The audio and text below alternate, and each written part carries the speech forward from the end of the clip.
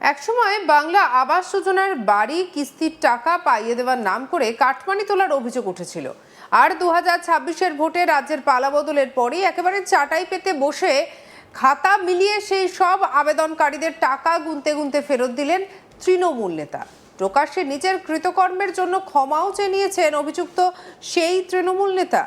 বাংলার আবাস যোজনার দ্বিতীয় কিস্তির টাকা পাইয়ে দেওয়ার নাম করে 5,000 টাকা কাটমানি নেওয়ার অভিযোগ উঠেছিল ওই তৃণমূল নেতা তথা পঞ্চায়েতের সদস্যের বিরুদ্ধে। গ্রামবাসীদের চাপে পড়ে প্রকাশ্যে হাত জোড় করে ক্ষমা চেয়ে কাটমানির টাকা গ্রামবাসীদের ফেরত দিলেন ওই তৃণমূল সদস্য।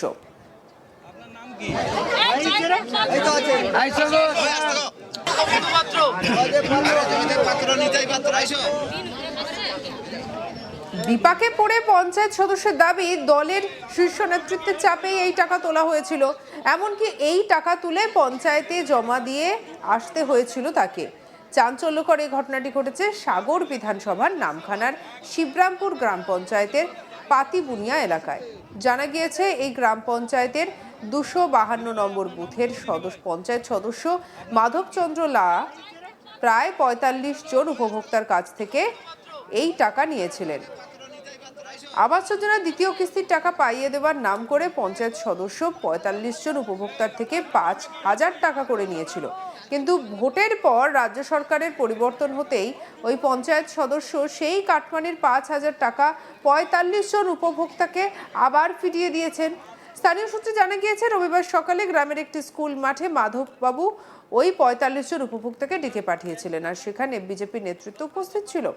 প্রথমে তিনি সবার সামনে অন্যায় স্বীকার করে নেন, এরপর 45 জন উপভোক্তাকে 5,000 টাকা করে ফেরত দিয়ে দেন।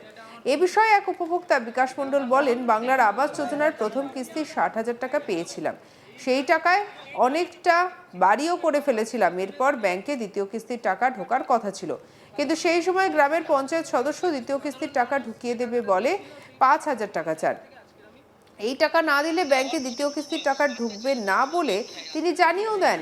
তখনই ভয় পেয়ে 5,000 টাকা দিয়েছিলাম। সরকার পরিবর্তন হতে পঞ্চায়েত সদস্যকে ডেকে সেই কাটমানির টাকা ফেরত দিলেন। কি বলছেন বিকাশ মণ্ডল, শুনবো।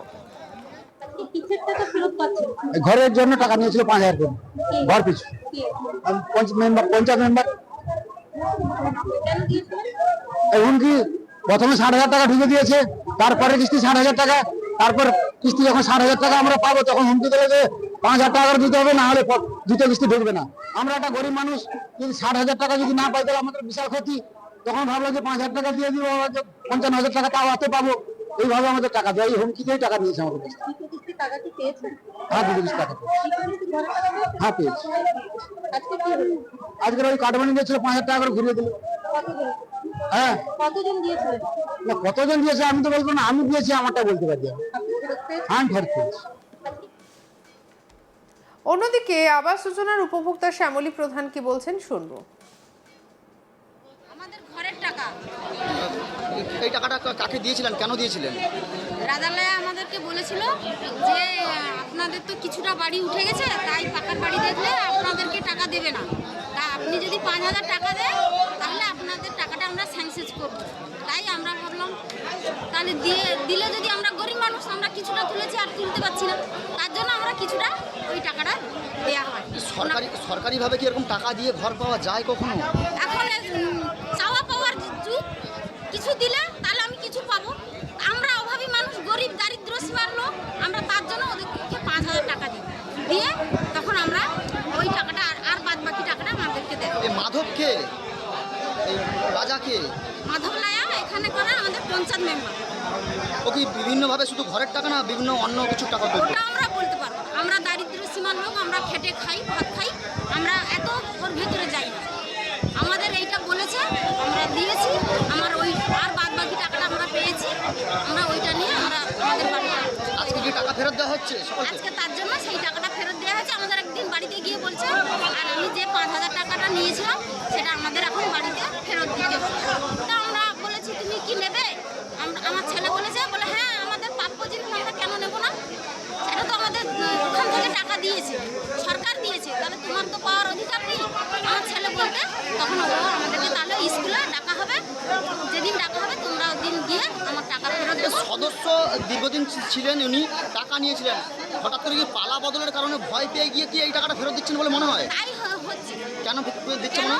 উনি এখন বিজেপি উঠে গেছে, তার জন্য হয়তো ভয়ে টাকা ফেরত দিচ্ছে।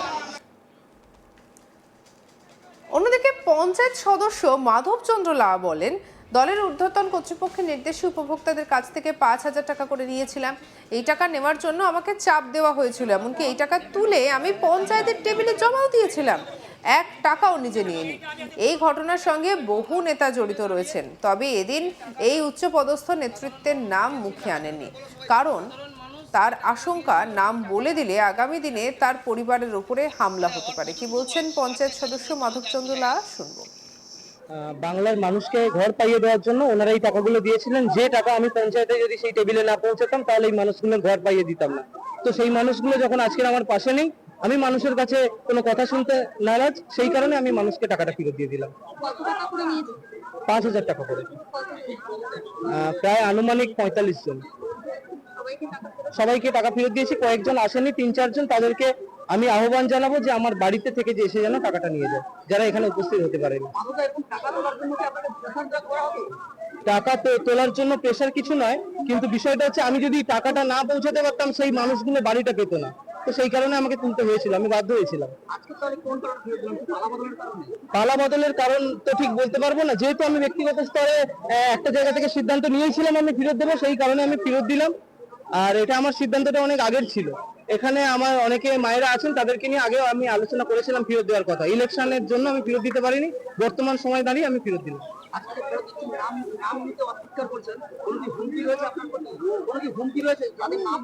আমি মার্ডার হয়ে যেতে পারি, আমার প্রাণহানির আশঙ্কা রয়েছে। তো আমি বলে দিয়েছি আপনারা যথেষ্ট বুঝদার, আপনারা বুঝে যাবেন, কিন্তু আমি চাইবো না নিশ্চয়ই আমার বাবা মার্ডার হোক। তো তথাপি আমি সেই কারণে, কিংবা আমার উপর দিয়ে কোনো ক্ষতি হোক, সেই কারণে আমি আমার জায়গায় বহাল থাকছি। এ বিষয়ে স্থানীয় বিজেপি নেতা বিপ্লব নাইক বলেন, আমরা দেখেছি ওই ছেলেটি প্রকাশ্যে ক্ষমা চেয়েছে, স্বীকার করেছে যে ওই টাকা সে নেয়নি, খরচা করেনি, উপরের মহলের নির্দেশে এই টাকা পঞ্চায়েতের কাছে পৌঁছে দিয়েছে। আমরা চাইবো আগামী দিনেও এইভাবে গরিব মানুষের টাকা ফেরত দেওয়া হোক। আমরা গোটা বিষয়টি প্রশাসনকে জানাবো। কি বলছেন শুনবো বিপ্লব নাইকের কথা। দেখুন, আমরা দেখেছি যে ওই ছেলেটি নিজের দোষ স্বীকার করে গ্রামবাসীদের যাদের কাছ থেকে টাকা নিয়েছে সে ফেরত দিয়েছে, এবং এটাও ঠিক ও প্রকাশ্যে স্বীকারও করেছে যে ওই টাকা ও নিজে খরচ করেনি, ওই টাকা উপরের নেতাদেরকে ও পৌঁছে দিত। সেটা সে স্পষ্ট স্বীকার করেছে যে তার যে গ্রাম পঞ্চায়েত, শিবরামপুর গ্রাম পঞ্চায়েত, সেই গ্রাম পঞ্চায়েতের টেবিলে তুলে দিত, সেখানে তাদের পঞ্চায়েতের যারা শীর্ষ নেতা তারা সেই টাকা ভাগ করেছে। ইভেন সে বলেছে 438 টাকার যে বুথ খরচের টাকা মাথা পিছু দিত, কত নৃশংসভাবে সেই টাকাটাও দেয়নি, কিছু গরিব লোক টাকা 5,000 টাকা দেয়নি বলে সেটাও কেটে নিয়েছে। আমরা চাই আগামী দিনে এইভাবে স্বেচ্ছায় যারা দিচ্ছে গরিব মানুষ তাদের কাটমানির টাকা ফেরত পেয়ে যাক। সঙ্গে রাখুন আজ তাক বাংলাকে, সাবস্ক্রাইব করতে ভুলবেন না অন্যান্য খবরের জন্য।